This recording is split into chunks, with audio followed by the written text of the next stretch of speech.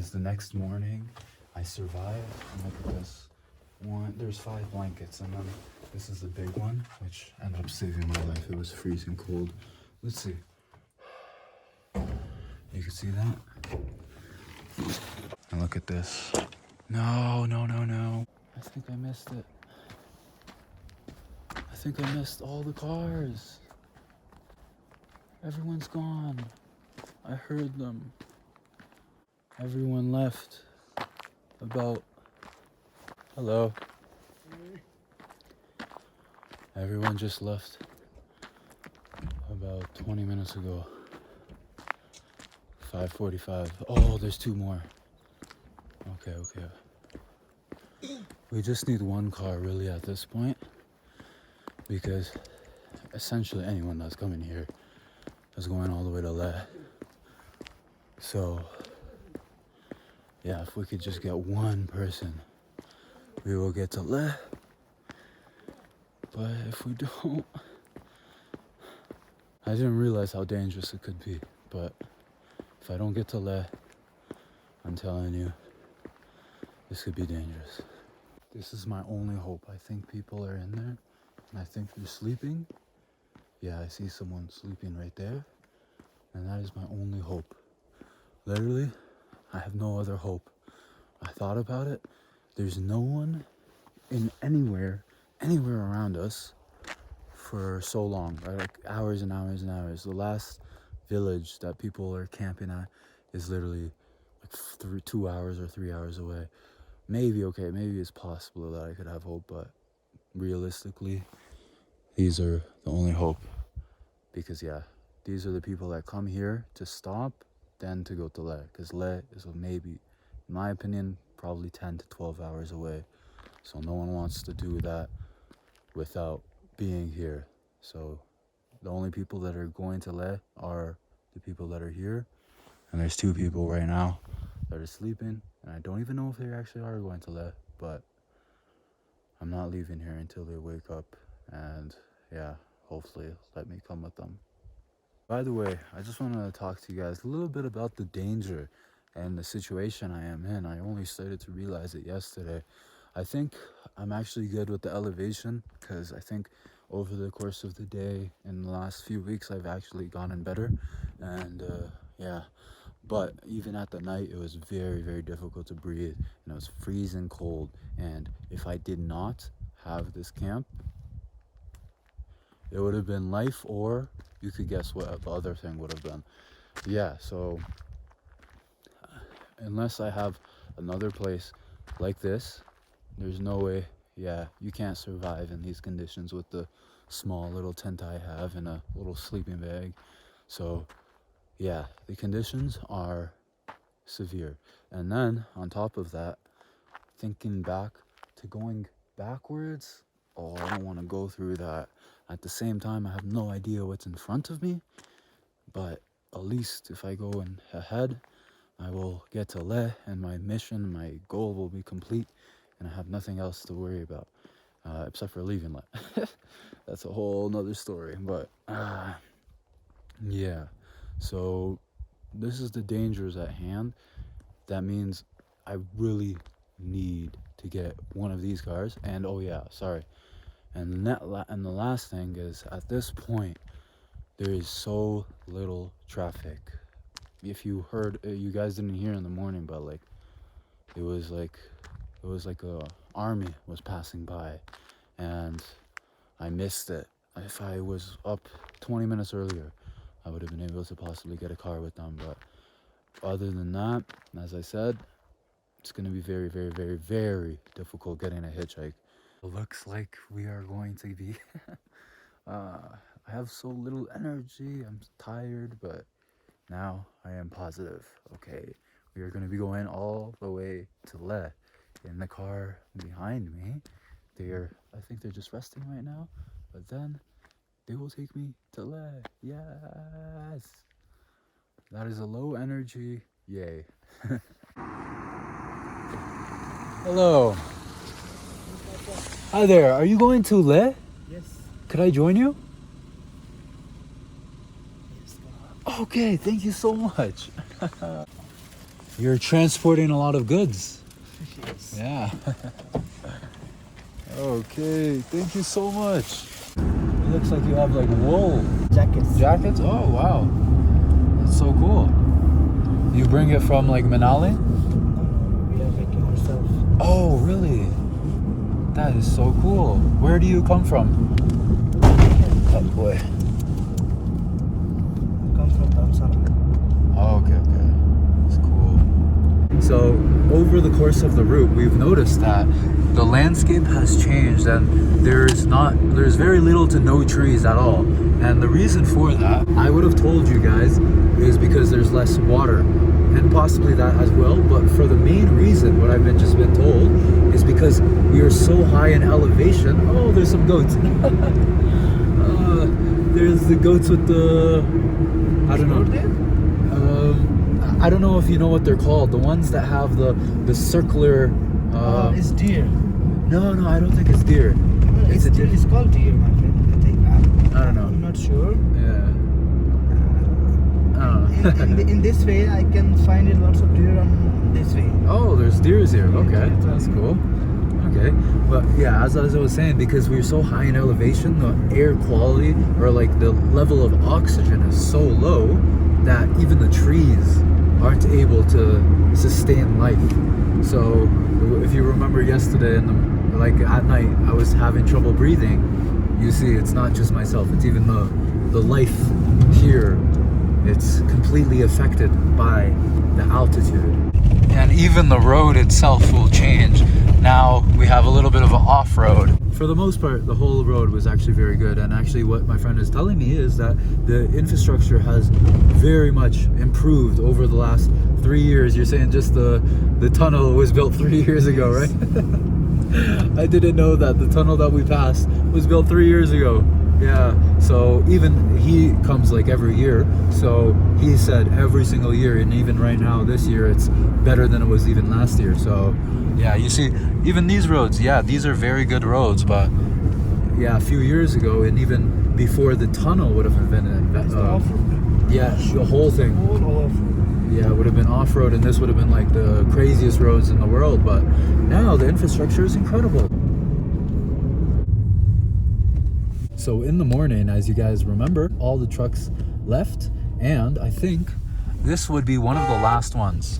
We've essentially passed all of them because my friend is a very good and fast driver that he's overtaken all of them. So I actually had the plan that I was probably going to get to Leh at night, but now that I'm with my friend, I'll make it there in no time. So we have been now driving through the mountains for about like almost an hour now, I think. And you could see that is it looks like a truck. Is that an old truck? Truck? No, I mean the thing that's fallen. Yes. Yeah. I told you, no? Right. This is the second one. Okay, yeah. We already passed one before, which was like much more intact. This one you just see like a little bit of it, and then yeah, that shows you the conditions of these roads. Is that people, they're yeah. I don't want to say it, but people have I don't want to say the word, but yeah, you could see that these are the conditions of the roads. And right now above us, it's pretty crazy to see this, but this is all the military everywhere. You could see maybe like 20-30 military vehicles over here.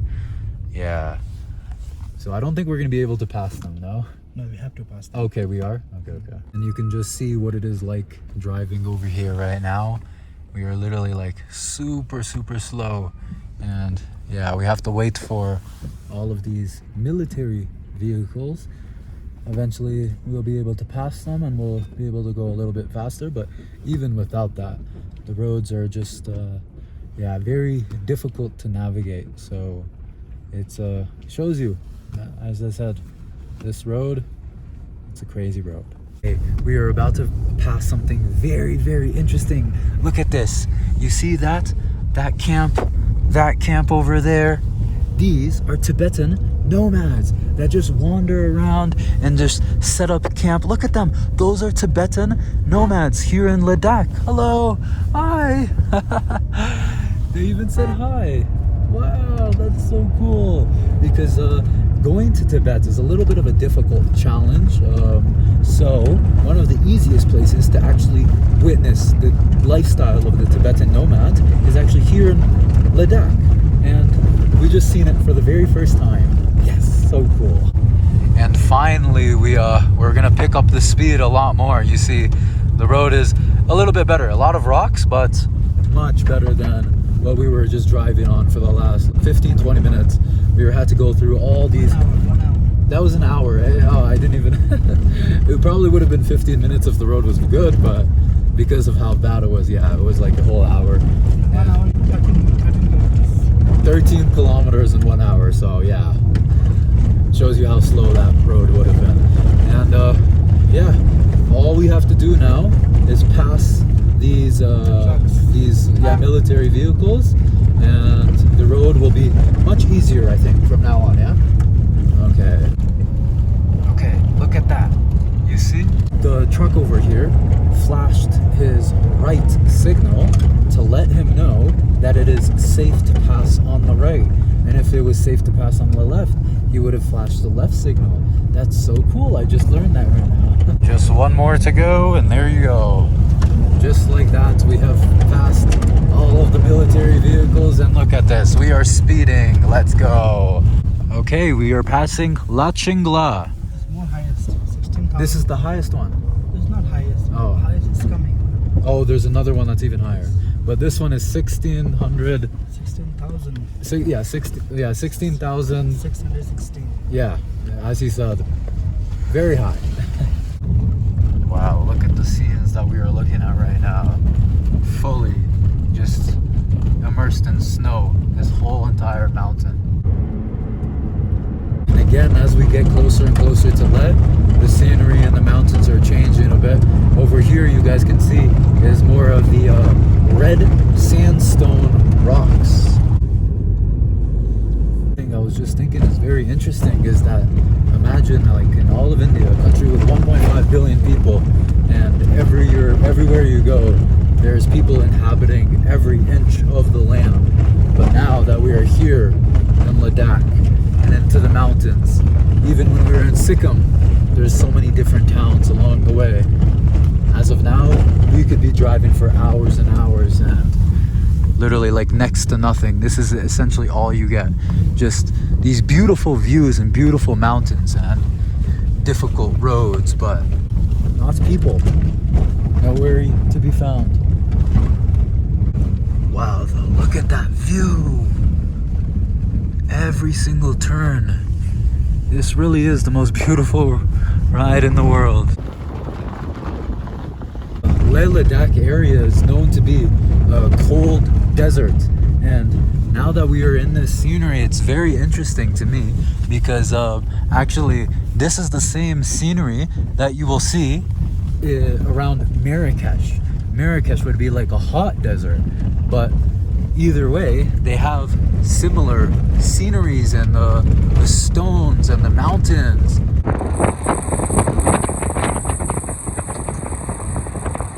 And finally, you guys can see we have a little bit of civilization just ahead of us. There's a little town called Pang. Emphasis on little. There's just like a few little buildings over here, maybe a cafe or something like that. But yeah, for hours there's like nothing until you reach this. And yeah, this is very nice though. Once you see some little bits of civilization when you've been on such a long journey, it's always very nice to see.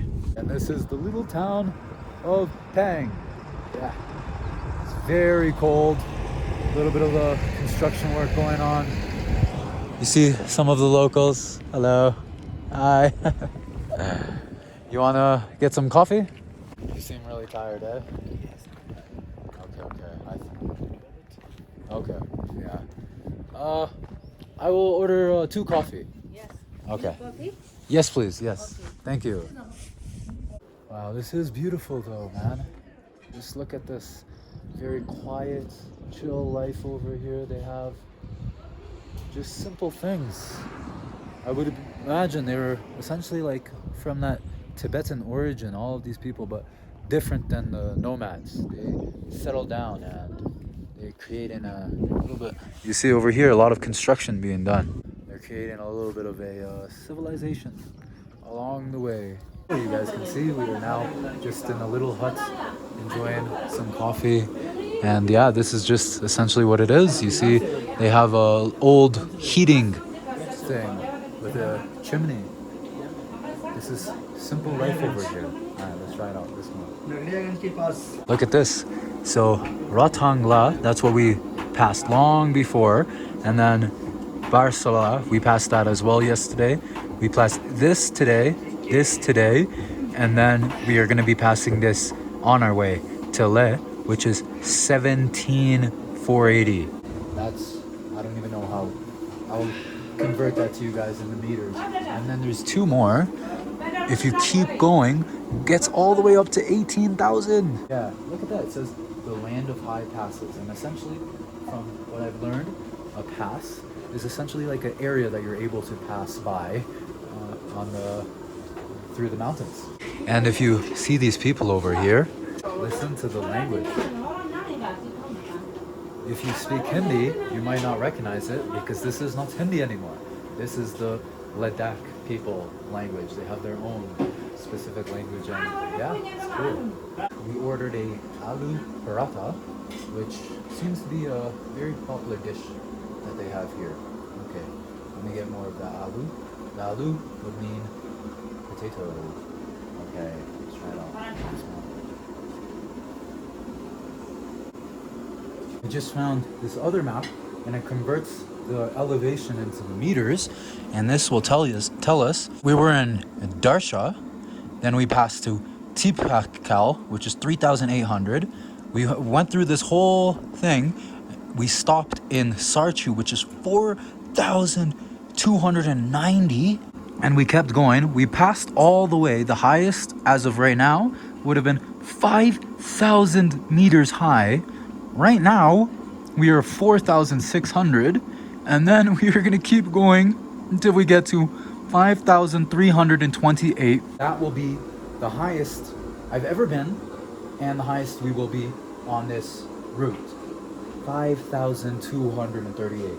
Before this, before I ever came to India, it was 2,600 in Bogota. This is double, literally double what I've done before I ever came. And even in this area, wow. So you could tell the elevation is getting crazy. Another thing that you can do over here is actually take a little bit of a rest, because obviously people are on long journeys, and it is best to rest. So yeah, you don't want to be, I'm so tired. My brain isn't working very well, but yeah. You get the point. Just noticed this, and I find this interesting as well. You can see over there and over there are solar thingies. My brain is really not working the best. Solar, what is it? Solar things, whatever they are. Because over here you can see there isn't really any power line, so the only way that they're able to get power is through the sun and batteries and generators, and maybe even like oil generators. But yeah, there isn't any power line, so that is one of the struggles that they have over here. Look at that! Finally, we actually see some wildlife. There is some sheep. I'm assuming this man over here is the one that takes care of them all. Hello. Hi. And yeah, look at that. I don't even know where they're looking for food. Where is the grass? But that's a yak. A single yak all the way in the distance. Well, it seems the closer we get to Ladakh, we're seeing slightly more wildlife. For a long time, we really didn't see anything. Now we're seeing sheep, we're seeing yak. I think we've seen fox, right? Yeah, we've seen a fox. It's cool. Okay, so right now we are passing by a nomadic tribe, a Tibetan nomadic tribe. Look, they have a bunch of tents, they have goats, they have dogs, and that's just the life that they live. And then they will settle down here for a little bit of time whenever they have enough amount of food for their animals, and then once they graze the land, they move on to another land. So cool. Okay, so for the last like 20-30 minutes we've been just driving straight for this whole time, but that is not going to stay much longer. Now we are going to keep Highest. Yeah. This Now, is the highest one. exactly. We are going to attack the highest, Second highest. second highest, but the highest on this road, right? Yes. Yeah, the highest peak of this road, the highest pass. But the highest, the second, sorry, First is Rotang. that's in the world or? This world. Oh wow. Okay. No, not now. Now is Umlingla. Umlingla. Is in Leh. Okay, That's yeah. Leh. Okay, and the one that we were going is the second Yes, highest? second highest. In the whole world? Yes, whole world. Wow, look at that. In the whole entire world, there's not another place you could go other than the other one, but yeah, that's crazy. And that's 5,000, I think 300. This is double what I've ever done before I came to this province just 1 month ago. Double the highest I've ever been. Okay, so let's see what it's all about. Over here, there's a bunch of different goats. Over here as well, there's so many, all the way up into the mountains. And something I just learned is one thing that they create with them, it's called pashmina, right? Yeah, it's like a thin but very expensive and strong and very good quality jacket or sweater, whatever you want to create. Sorry? Shawl and stalls. Stalls, yeah. So that is one of the things that the Tibetan nomads will use to earn money, as well as the goat or the sheep milk. Obviously, you could get sheep milk in other places, but for these sheep milk, it's going to be at a premium price. And yeah, these are just the things that. Sorry. And yeah, their quality is good. Obviously, like living in these conditions, it's different than what you would have in just like a farm, you know.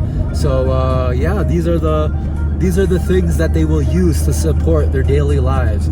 So interesting. All the way over there, that is a destroyed truck that fell from the mountain. And this is the workers over here that are helping us navigate. Hello, hi. Yeah, that are helping us open up these roads, because just about a few weeks ago, this would have been essentially untraversable. And look at this as well now. Now, it looks like all of the mountain peaks over there are on eye level to us. There's a few in front of us that are above us, but everything about behind us, we are higher than. That is just showing you how high in elevation we are, but I'm going to give you another little tidbit once we get to the actual pass, when we were at 5,000 meters. Look at this, just imagine 2 weeks ago this would have been fully snow, but yeah, now we're actually able to cross it. And here we go, we have made it. I will look for, yeah, look, 17,482. Great courage, and we will steal of, I don't know. Anyways, yes, so this is the second highest navigable road pass in the world, in the whole entire world. And just to give you a perspective of how high we are in elevation, we are at 5,200, about 5,300. The death zone, as they would call, where it is, the air is too thin for human life to sustain, is 7,000. The highest peaks in the world are only in between 7,000 and 8,000. So at the best, we are only about 2,000 meters away from the highest peak on planet Earth. This is how high in elevation we are. And as you can see, there are a few that are a little bit above us, but a lot of them are underneath us.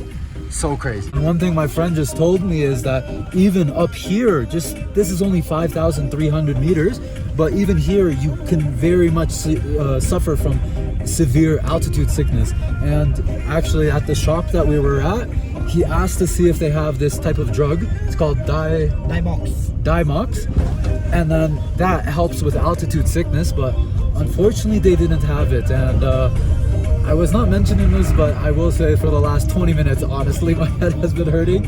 But yeah, even right now, it's kind of a little bit of a rush to get down as quickly as possible, because the longer we are at this altitude, the cause and the effects of the altitude sickness will be more apparent. So hopefully we get down quick. And right now, they couldn't have picked a worse spot to be in. They have completely stopped. You can see there's 2 trucks over there. This truck just can't move. And yeah, we're in a somewhat dangerous situation. I think we'll be fine. But another cool thing that my friend told me is that you could also use like natural remedies is with garlic. Yeah, and actually I could give you a little bit of information. I know this as well.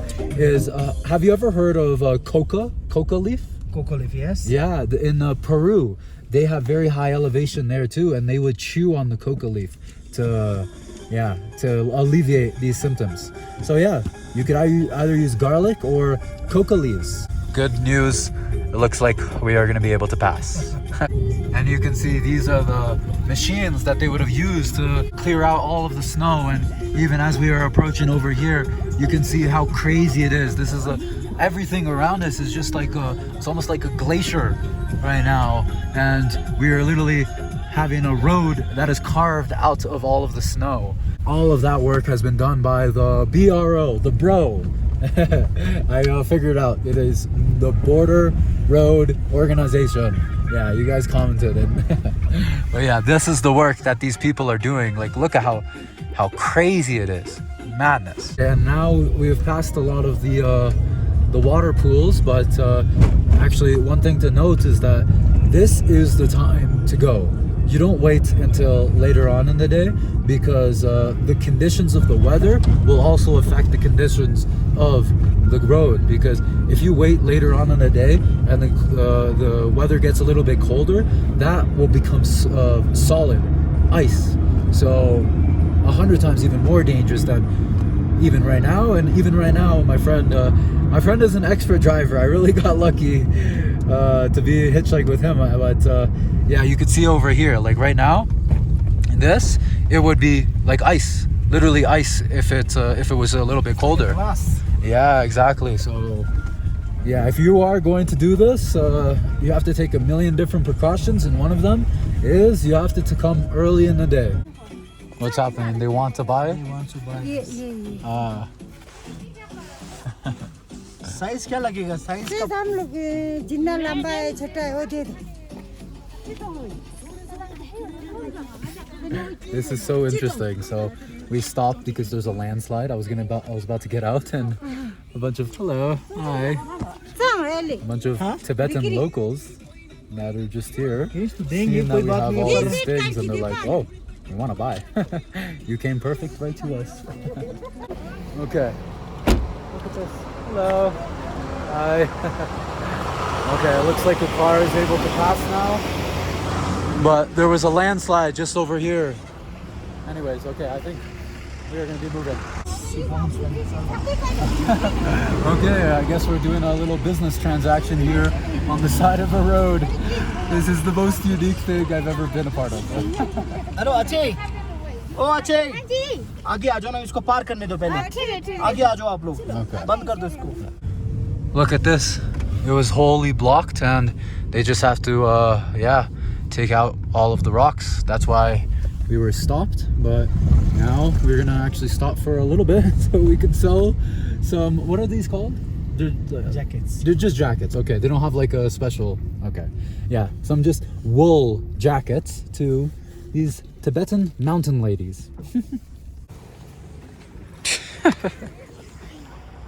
This is the first time I got out of the car and seen this, and also the first time I've ever got out of the car and looked at a bunch of Tibetan mountain ladies coming to buy our supply. This is one of the most unique things I've ever been a part of, and I love it. Okay, look at this. A bunch of Tibetan mountain ladies. Ah, so cool. Out of all of the things I've done on this route, I would say this is probably the most interesting. Look at this. A bunch of Tibetan ladies, Tibetan possibly nomads. They just came. They seen that we were stopped because of the landslide, and they were like, "Oh, look inside. They have some jackets. We want some jackets." So they said, "Hey, we want to buy some jackets," and now we are selling them some wood jackets. Not something I do every day, Definitely unique. Okay. It must be good quality. My friend has the good quality jackets. Okay. Hello everybody. Hi. Bye. Hi. What is your name?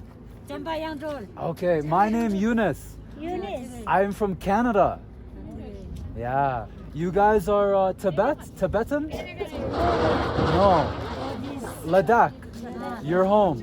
It's beautiful. Yeah. Okay. And look at all of the ladies now. They got their jackets. They're trying them on, seeing how they like it. Oh, look at that. This is the best thing ever. This is probably the best experience I've had this whole trip. Yeah. And we have completed all of the passes, and here on out, it is essentially just simple, easy roads. And now we are passing by the final village before Leh. This is a little village called Gaia, sorry. Gaia. Here you go. This is true life here in Ladakh. You see the houses, it's just like whatever, stones and mud. Very simple structures over here, and a simple lifestyle with solar panels. That's the word. Yeah, you see lots of different solar panels. Although I can say over the course of the last hour or so, there's more and more villages. What I've seen right here, it looks like it's some sort of Buddhist temple. It's called Mani. Look at this. So interesting. Wow, with the background as well. And what do they do? You said they do like a circle around? Okay, interesting. Oh. He wants us to stop. हाँ जी Hello. कोई सामान है क्या सामान चाहिए भेजना क्या आप लोग सोचा नहीं है पर वो लेबर लोग क्या सोचते थे जैकेट हाँ हाँ जैकेट जैकेट है हाँ कितना है जैकेट को 800 देखो ना थोड़ा देखने की आप डर लगेगा डर नहीं लगेगा मैं देखेंगे कितना है Man was offering a car wash. It has already passed. I didn't realize what was happening. Oh, look, you see? Okay, it looks like two things actually happened at once. He offered us car wash, but he also wants to look at the jackets. We're gonna see. Maybe they'll buy, maybe they won't, but at least they will look at it. And again, we have another interested party. Whenever we drive by and someone sees that we have jackets, they're like, oh, let me check it out. Because you can only imagine being here out in the, very far away from civilization or from the big towns, I guess you can say. There's limited options. So someone passing by with something that you want, you're gonna say, hey, stop, let me see. Doesn't mean they're always gonna buy though. See, over here, there's a constant stream of water that is probably just coming down from the mountains. So they actually use it for something useful, which is car washes. So yeah, you can see people come over here and they will just offer them a car wash, and our car is going to be next. And look at all of the plants over here. This is something to understand about the area and the landscape that we are in. Even the plants that they do have, just look at how dry they look. It doesn't look like it's lush and green. It just looks like it is like clinging on to dear life. These are the plants that are able to grow within this area. I have no idea, I've never seen them before, but even still, it looks so dry. And this is just a factor of the environment that we are in. It's just a very dry landscape. It's funny that we have water just flowing, but at the same time, yeah, it is a reality. And you could look at these rocks over here. This is how they construct their homes. Literally, imagine some of these mountains, a lot of these mountains, all of these mountains, essentially, they use the rocks that fall from them. You could literally see the rock right there is the exact same color, exact same, yeah, that's the rocks that they use. They literally bring those rocks from there, bring it down here, they will construct it, and then if they want to have like a little bit more of a luxurious, better, I guess, life, they would have more like cement, and that's where they would have to work for these things, you know. And yeah, this is the life here in the mountains and the villages. Now our car is all clean, and that came to a grand total of 0 rupees. If we waited until we got to Ladakh, it would have cost 500 rupees. And obviously, because you go on such of a journey, your car is going to get a lot of dust and mud and everything. So it's a good business scheme. But if you want to save some money, come over here for free. And again, we have another change in scenery on our way to Leh. Now we're getting closer and closer to Leh. The elevation is getting lower, and the vegetation and the plant life is starting to grow, as well as these mountains. Look at that. It has like purple, almost like pink purplish mountains. Look at that. So cool. Along the route, we've seen so many different types of sceneries, and this is just one of the new ones that we have just seen. Anyways, that will probably be the last little tidbit until Leh. We're very close, and we'll see you guys there. Now you can see that we've gone down in elevation, and there's more vegetation. Now there's more life, because obviously without food, without water, you can't sustain life. And now the closer and closer we get to Leh, there's more and more of this. And yeah, coriander. Okay, and they grow many different things, you said. So like potato, coriander, what else? Cauliflower, cabbage. Yeah, and they use or fruits, especially apples. And apricot. Apricots. Apricot is a famous earning money here. Okay, that's so interesting, because I heard it's also in Kashmir too, right? This apricot. Look at these. These are apricots. Oh, these are apricot trees. So cool. These are apricot trees. Yeah, that's so interesting. Wow. There you go. That is just how life works over here. And over here is a temple. Look at this. You see all the Buddhist manis that you said? Mani. Yeah, all the different manis over here. And this is the town of Meru. So I think I told you earlier that we're passing one of the last ones. No, actually, I think we have a few more towns to pass. But yeah, it's just so interesting that for so long on this route, there was nothing. There was no life. Okay, and right now, look at this. That is the Indus River. Wow, so essentially we are in the Indus River Valley area, right? Wow.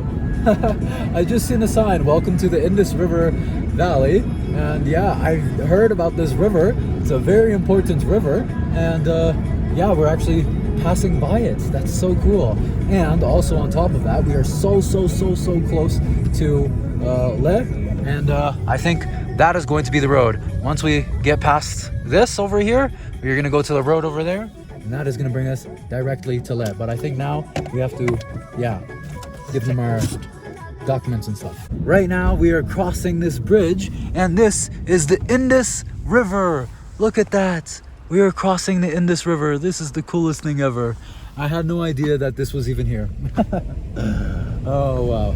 Alrighty. And by the way, for your information, for foreigners, if you guys are coming to Leh Ladakh, you have to fill in a form. It is an easy form, simple, just a few questions, and yeah, you just have to do that. Other than that, I think the process is fairly simple traveling around here. Although if you want to go to like other places, like some sort of valleys and stuff, you have to get special permissions. So to go to Leh though, it's only this. That's as simple as it is. But to get to other places, you might have to get some permits. We are shortly approaching Leh right now. We are passing by the river over here, and you can see along the river there's lots more vegetation and yeah, greenery. He's also going Ladakh. Who? The river is oh, also the river. going Ladakh, yeah. The river is coming with us. Okay, and yeah, you can see this is the different landscapes that you find across the whole entire route.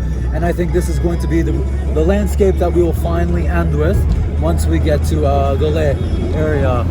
So beautiful. Everywhere, it's different, but the one thing that stays the same is the beauty. Look at that. Wow. I'm not really getting them on video just because it's probably not good, but many army vehicles are actually passing by.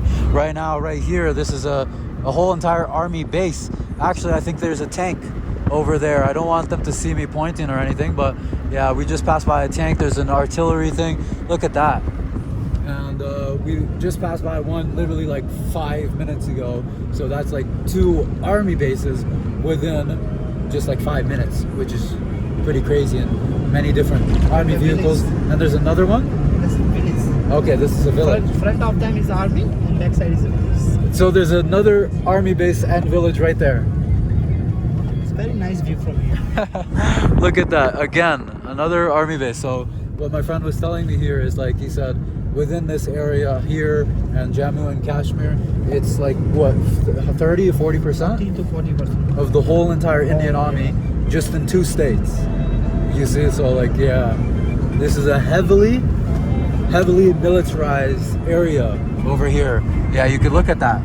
That's essentially like a village / army base over there too. This right here is army, right? Yes, Yeah, you see, it's no drones. This was all within one clip. I showed you 2 army bases, and I just missed one 5 minutes before. So literally in under 10 minutes, 3 army bases, which is complete madness. That's crazy. World's highest comb communication. Oh, I don't know what a comb communication is, but it's the world highest. And now we are just going to continue getting closer and closer to Leh, and the army bases don't stop. This is another army base. This side, that side, everywhere. I've never been in such a militarized zone in my life. Now you have seen lots of like that money. That's a mani. Yes, this money. Yeah, I don't want to really point the camera too much, but yeah, like actually everywhere you go, like most of the people that are walking the streets are literally army soldiers. Yeah. Julai. Julai means namaste. Ah, Julai. That's the town area? Yes. Okay. No, it's not town area. It's the name of the monastery. No. It's almost hello and hi. Oh. It's like a namaste. Oh, yeah, good. Assalamu alaikum. Yeah. The Buddhists are saying Julai. Julai and yeah, the Buddhist languages. Okay. Interesting. And again, oh my God, I'm gonna. Yeah, I shouldn't have even done that, but like right in front of me, right next to me, everywhere, This full army. And again, we found some more monasteries. Look at that, on the way. Lot of monastery and masjid are here. Wow, okay. I am really learning so much as I go. I'm very lucky that my friend over here is teaching me all of this. But right behind me, look at this. This right here is where the Dalai Lama would come whenever he does come to this area. Yeah, essentially, I guess like it's his like home or his living area or just his hotel or whatever. I don't know how to describe it, but yeah, you can see like all of this over here is all like some sort of Buddhist things. And yeah, the Dalai Lama comes here. Interesting, don't you think? Welcome to Ladakh. And there you go. That is the sign, and that means we have arrived. Welcome to Leh Ladakh. Wow, mashallah, look at that view. Since we have arrived, I think I'm going to end the video here, and I'm going to be resting. That's all I'm doing today. And tomorrow we will take you through the city and the town. All right. If you guys enjoyed, please like, subscribe, and we'll see you guys in the next one. Peace.